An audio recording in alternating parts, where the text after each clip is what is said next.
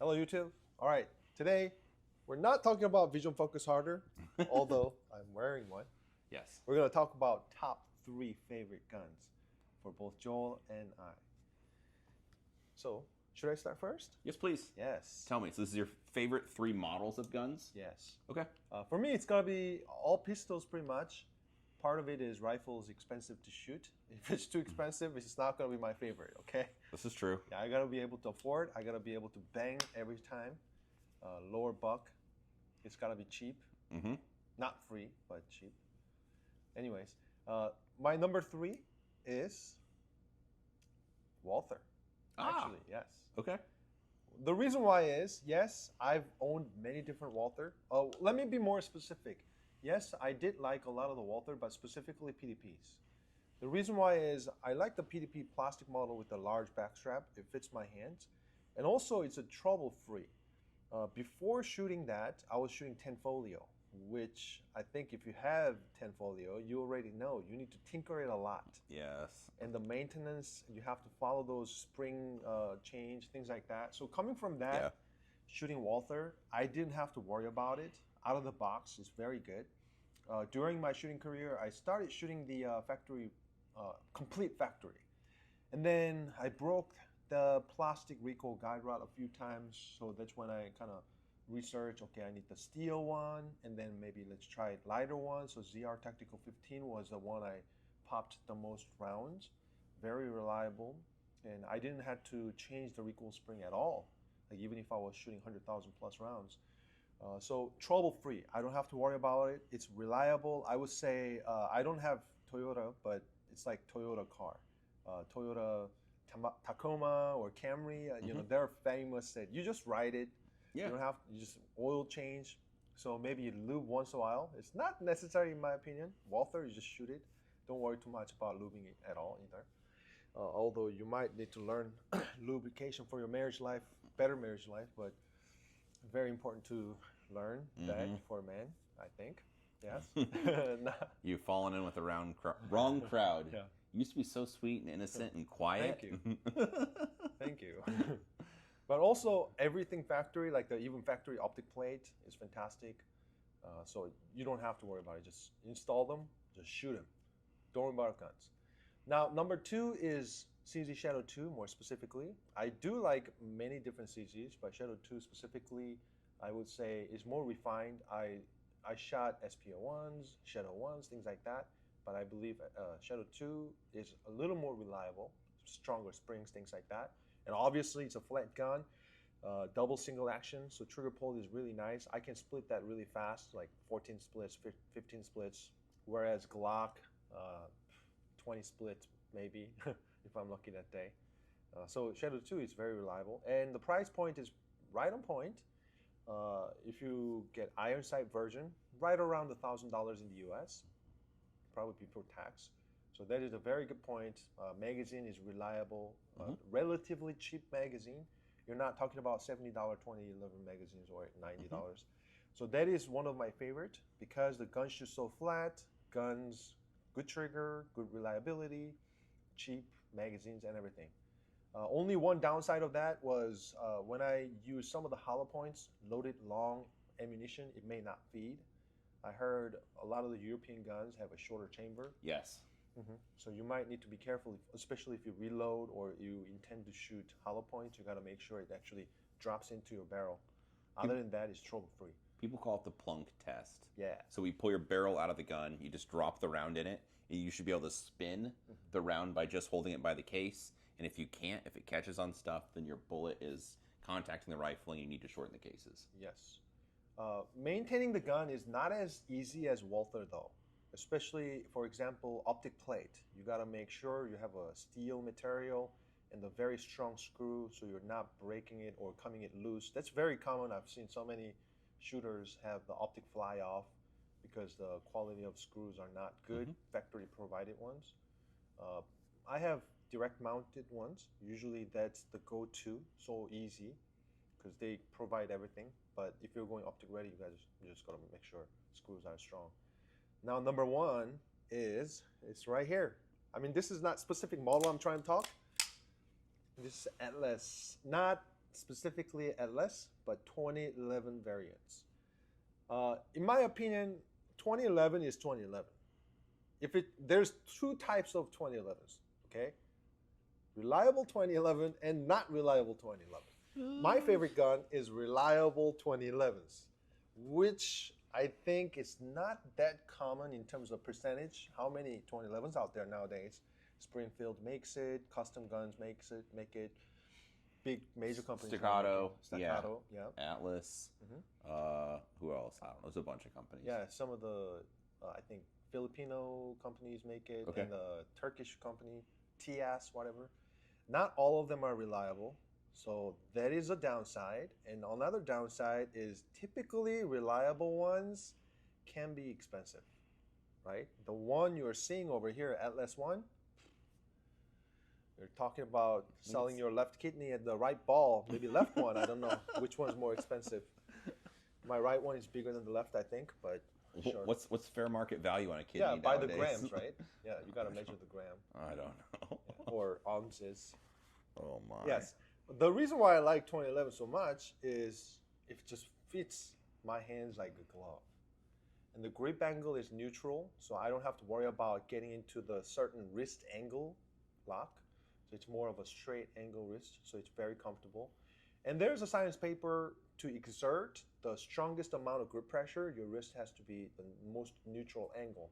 So possibly you can exert a little more grip pressure without adding too much tension, right? That could be one thing. Although I haven't shot a red dot 2011 extensively, but I shot the 40 caliber limited gun. So limited gun, I probably shot 30,000 rounds for 40 cal. So I know it's a lot of fun. It's easy to shoot, even though it's 40 caliber. By design, 2011 is relatively soft, right? Especially with the metal grip. The gun doesn't move a whole lot. So, by the way, I'm going to be shooting one of the major matches soon in 2011. So I already shot Shadow 2 from Area 1 Championship, and next major match is a Glock. The one after is 2011. So I'm going to have more detailed review on that, which model I use, and how I liked about it, or how I not like about it, or how many problems I had. Sure. It could be. Yes. It's like a Ferrari, right? You have to maintain your Ferrari, and if you're buying a used Ferrari, you got to make sure it's got all the parts in it. Make sure you're good at malfunction clearances, yes. Yeah, exactly. That's what I usually notice. People who buy like a not known to be a reliable 2011, if you buy outside of that, you end up having a lot of trouble. Be good at clearing malfunction. And obviously, if you buy 4 magazines of 2011, it's the price of a Glock. Yeah. So that's something I have to talk about. But it is a favorite, even though the price is that much. I do like the gun. Nice trigger. It's just fun to shoot. Dude, I like it. All right, so for my third gun, it'll be something a little bit different maybe than what you or anyone would expect. I think my third favorite gun is a 22 pistol. Yeah. I like the Ruger Mark IV lightweight pattern guns. I had one of those. It was a total turd, so I ended up putting a Volquartsen upper on it. But a 22 pistol, I do think, has a lot to teach you. Yeah. For marksmanship fundamentals, like being able to do slow fire, stack shots, and even rapid fire. So like what we'd call reactive shooting, where I stare at this point and the dot just like every time the dot comes back, it's like pop, pop, pop, pop, pop, pop, pop, pop. And really the gun's not recoiling, but still to be able to just send them home. And I mean shooting rapid fire or just reactively, and you could cover the group with a quarter. Or talking about the currency, the change, or put a dime over the top of it and it goes away. To be able to shoot the gun really fast and accurate, it's fun. It's definitely a different skill. And I don't know, I've had a lot of fun. Like recently in my own shooting, I've been shooting a lot of 22 ammo just for something fun. And I think you can learn a lot from it about maybe not necessarily multiple targets like a USPSA sense, accuracy and just being able to hold a gun like perfectly still, just press only your trigger finger to fire it, and it's inexpensive. So I think there is value in shooting a 22, if not for USPSA, just like your ability to shoot like the gun straight. Yeah, I have a friend that I wouldn't name him, but he has a relatively big backyard, but neighbors around. He told me he just put the suppressor in, and he just stands in his room and shoots over the window. Yeah. I have a Surefire Rider 22 suppressor for mine, and it's about like snapping your fingers or a staple gun. Yeah. It's about as loud as it is. Mouse clicking. So yeah. So anyway, it's super fun. My second gun, although the not cheapest one to feed, is the AR-15. I have so much fun shooting it. It's fun like shooting a handgun because there's a lot of stuff that's very related as far as skill goes and pressure, but it's also fun because it's like having the turbo button, I suppose. The capabilities for the gun, it's astounding how, especially at like extended distances, shooting rapid fire pairs, how you can stack shots if you hold the gun, maintain the constant pressure and not change your inputs to the gun. So for that, I think best of breed. The one I have that I really, really like is an American Defense. It's an ADM Mod 2, which is, you were messing with Ben's gun earlier. Ben has his. I've got mine also up in my room for this trip for doing carbines, but it's a 14.5 pin and weld gun with a Surefire 3-prong. I strongly prefer the 3-prong. We were talking about that last night on the way to dinner. Yeah. So all the muzzle devices, which it's actually a good thing. I like trying different muzzle devices just to see the way it affects the way the gun recoil and what it has to teach me. But the A2 style muzzle devices, or the regular like birdcage style, it has the vents in the top with the undersides flat. So when you shoot it, it actually pushes the dot downwards. Yeah. Just a little bit. The gas is all going upward. Correct. Yeah. So anyway, I originally started shooting those just because I didn't want to break or anything loud. After training for a bit, and Ben and I talked to different people, my friend Lucas was one of the first one that said at Lucas Podcast, he's like, he really liked the 3-prong. So I'm like, oh, okay, I don't know, I'll get a couple of those. So I got a couple Surefire 3-prongs, put those on. And now I strongly prefer those, just because it really just pushes the gun straight back. It does recoil up a little bit, but it doesn't feel like it has directional force. Another device, like the Surefire, they make one called a War Comp, where it's like, it's got a 3-prong, but it also has some ports in it, and you can time it. So let's say the vents go up like this, and you can have it. So it's like, if you want it clocked, like it could be straight up or down, or it could be off to the side. And I shot somebody's gun where they felt the gun was recoiling up into the, I think it was left. So they had the vents kind of timed that way at an angle, and I hated it. It was awful because I was just holding it neutral, and then I felt like, the gun was like pushing. I'm like, I don't like this. So anyway, it's been a good opportunity to try different stuff. But anymore, I prefer just a plain Jane 3-prong. Even though there's a little bit more felt recoil, it feels like the gun just pushes straight back into me. Yeah, I like 3-prong also. And of that, it's just been a lot of fun because it's something new to learn. It's infuriating in the same way handguns can be, because there's no perfect score. And even with a 3-prong, what you're capable of, it's extremely impressive if you're able to, do the fundamentals and not push on the gun and that kind of stuff.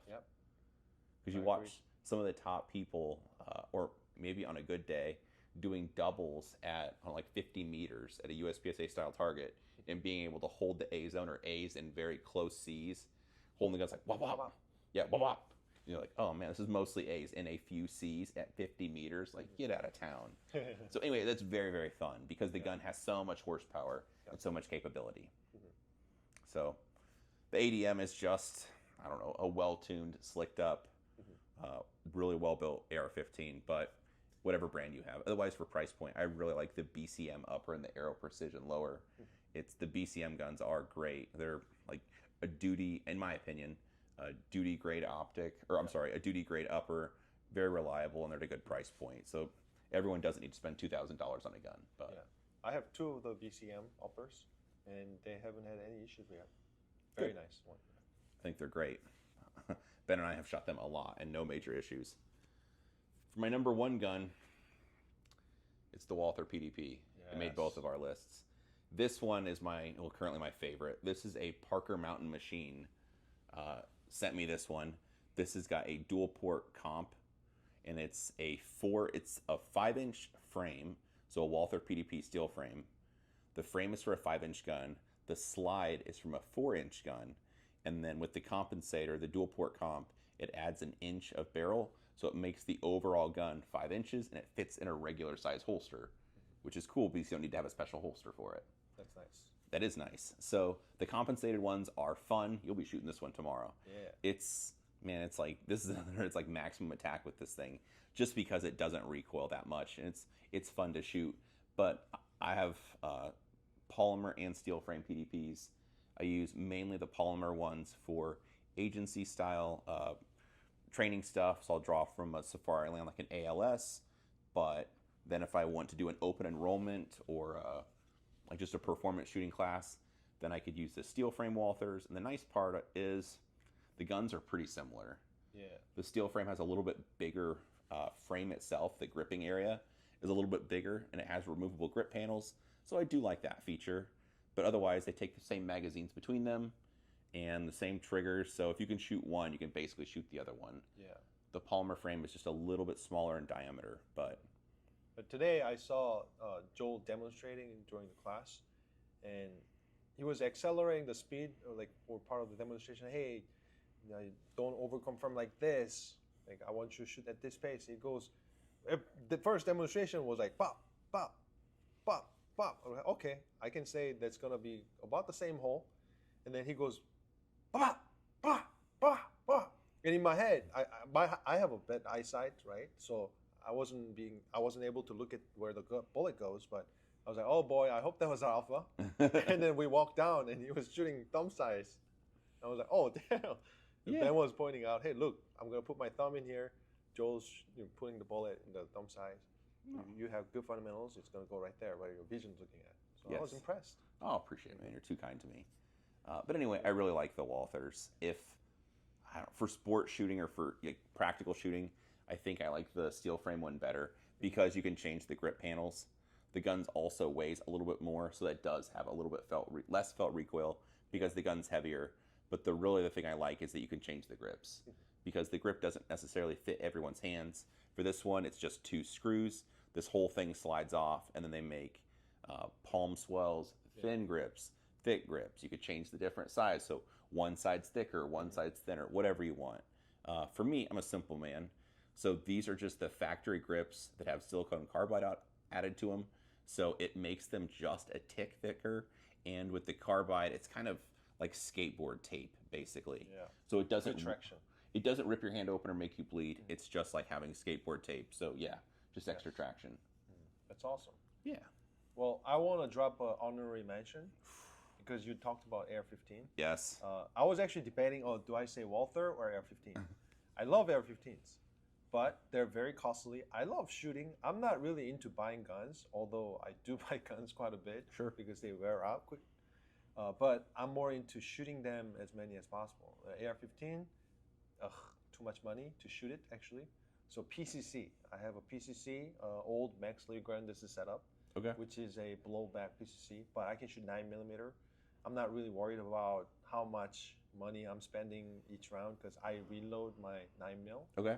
so it's much cheaper. So it's actually a good alternative to practicing for rifles too. A lot of the mechanics are very similar. Okay. Some say PCC actually, I don't know about the new mean arms, but generally kicking a little bit more. So actually it could be, good training tool. I like that. Anyways, yes. All right. Thank you so much. If you guys have top 3 your favorites, put it in the comment, and let's see who's got the best. He chose one of the longest length, right? The extra inch AR-15. So let's see who likes the longest or smallest. All right. Just drop your list below. Let us know what you think. If you have questions for either of us, drop it below. We'll make Kim answer it. Yes. Bye. Cool.